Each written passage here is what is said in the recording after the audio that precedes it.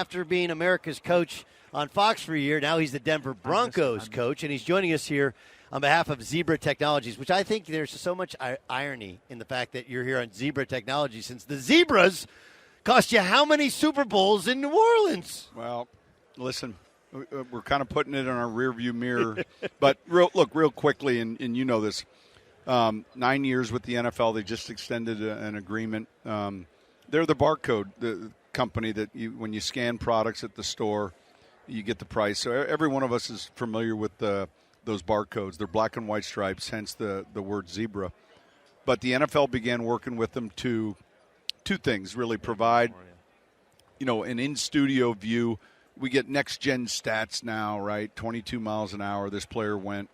We're able to measure a lot of different things that we weren't able to, exactly in the past. And then for me, it's really evaluating the data, looking at practice tape, and then matching it with like the workload. Training camp, we're trying to eliminate soft tissue injuries. So, these chips are in the shoulder pads, and they just give us more information than we used to have. We're smarter when we practice. The question about trying to limit soft tissue injuries, like the less hitting and the less kind of invasive training camp, I think many people would think would lead to less injuries. Yet it hasn't worked out that way. No, that's a myth, really. Right. So how do you how do you take this data and use it when? Well, I think we're learning to train differently now, and we're learning to train in a little bit of a wavelength form. We build up, we peak, and when we gradually go down, we build up and we peak, and then so you're moving in a certain direction. But you're understanding that every practice is not the exact same workload every day, like like when no one knew any better 20 years ago. And then when you can quantify, when you can look at data and say, hey, I know in training camp the average receiver travels 6 miles of practice, 2.5-hour practice. But I have an outlier here. I use Brandon Cooks as an example because it happened, and I'm looking at Brandon. He's at 8, and I'm like, why is he at 8? When everyone else is at 6.5. Well, he's doing these other routes, but he's having hamstring issues. And so, look, it's just a way to get exactness to what you think. And so, when you used to say, hey, let's back off the reps today, well, how did you actually do that? Right. And so this gives me a little bit more info. And then there's so many other areas. The chips are in the footballs now. It's going to be any year now where we're going to see a ball cross the plane of a goal line, and we're going to see that goal line light up. Finally. Yeah, that's right. And let the official then just look at the knee. Right now he's got to look at the knee and the ball, and half the time. You know what it's like? It's like baseball where the home plate umpire has to call ball and strike, and yet you also have to see if the bat crossed the plane, right? You can't do both. No, you can't, right? And here's the thing. When you watch an NBA game and a guy shoots with no time left on the shot clock, and the one thing I love is the back of the backboard just lights up right at the double zeros. And then we all just look at the hand and the ball. And if it's in the air, it's good. And if it's in the hand, it's not. And so picture the goal line lighting up, or the end zone lighting up, or the uprights really make more sense, right? Just they light up, and all we have to look for is the knee. And that's the same thing as looking for the ball in the hand. Sean Payton, head coach, Denver Broncos, joining us. Doug Gottlieb Show, Fox Sports Radio. When you step back for a year, okay, I'm sure there are two things that happen. Some of the things you believed become more pronounced, and some of the things you believed you might start to question. Let's start to something that you question that maybe you've evolved on, stepping away from head coaching for a year. What would that be? Yeah, man, more and more when you watch these games, and we watch them all in the green room, it's a little bit more challenging because every game is on, yes, and they have us focused on maybe two of the games. Like, Terry Bradshaw's looking at this one, Howie's on this one, Michael, whatever. Because you want to have discussion at halftime. And so what's the topic going to be? You're watching it. But I think this, number one, we spend way too much time discussing not analytics, but the idea that analytics are only 2-point plays and fourth down. It's absurd, right? And then Troy and I had this discussion, Aikman, who does a fantastic job with Joe on ESPN now. It's hard to get used to saying that, right? Yeah. But, it's in the booth, and Troy would make the comment, hey, analytics suggests this is the right decision. And I texted him once, and I said, who's analytics? In other words, because we're trained to evaluate the evaluator when we're in scouting. Like the scout might say, I see this player being this, and then I've got to, before I buy into that, I've got to understand, hey, how do I feel about the evaluator? So who's analytics, number one? There's not this universal code of science that says this. And then secondly, more importantly, we've used analytics for years with player procurement. Height, weight, size, speed at the position. What are the maximums, minimums? We've used analytics relative to, first and second down frequency alerts. You play CFL football, that's different. In the CFL, you have to punt on third down. And so, generally speaking, better offenses in our league make first downs before they get to third down, if that makes sense. Yeah.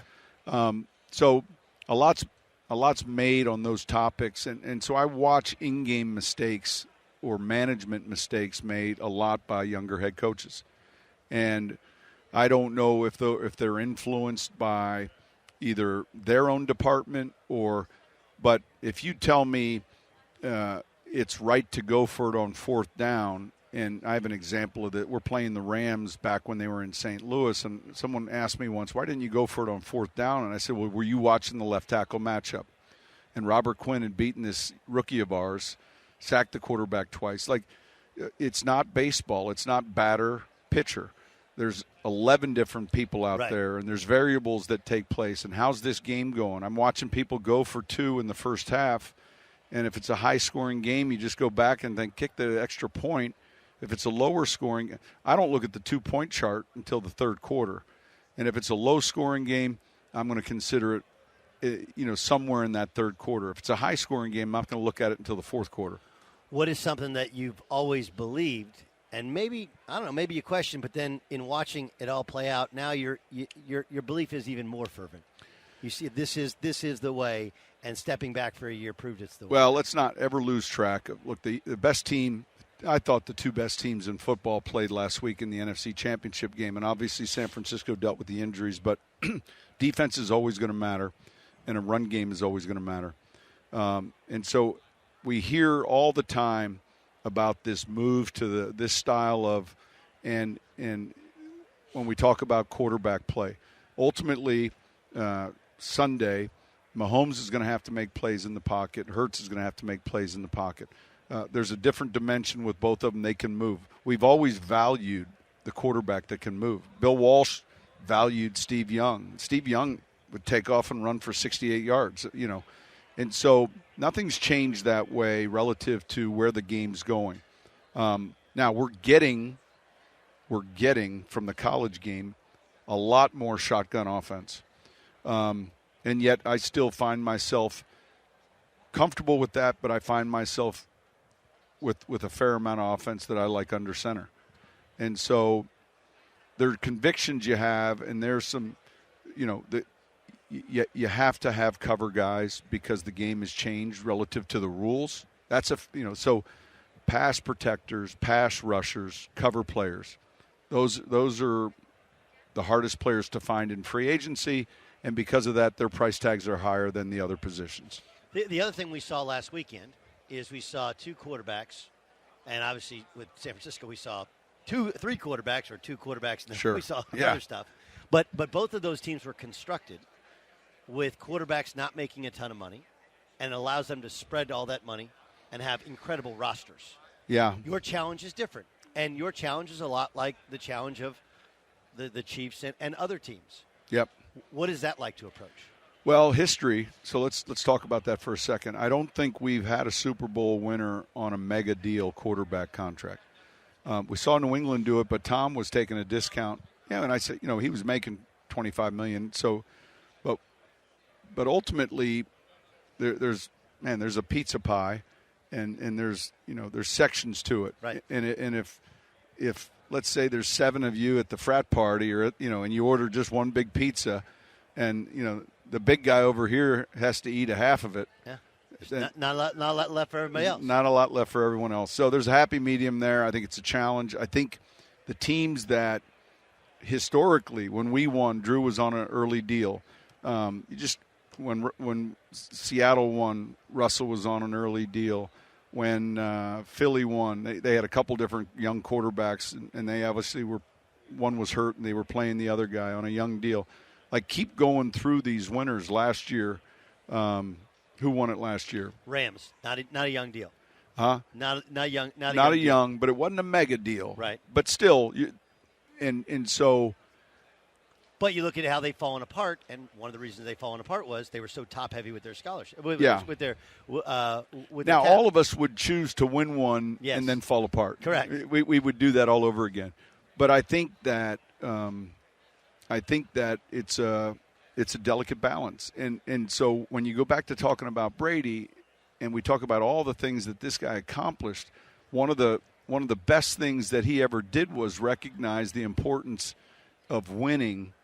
And that became just as important. Now, it helps when your wife's a supermodel making money too, right? But that was one of the things that you really looked at, and you saw someone who was unselfish, Sure. and who was a good teammate, and he recognized that winning was going to be first and foremost to his legacy, and I think that I think that's important. Well, we're all going to miss having you at Fox, but we're all going to enjoy watching you, Coach.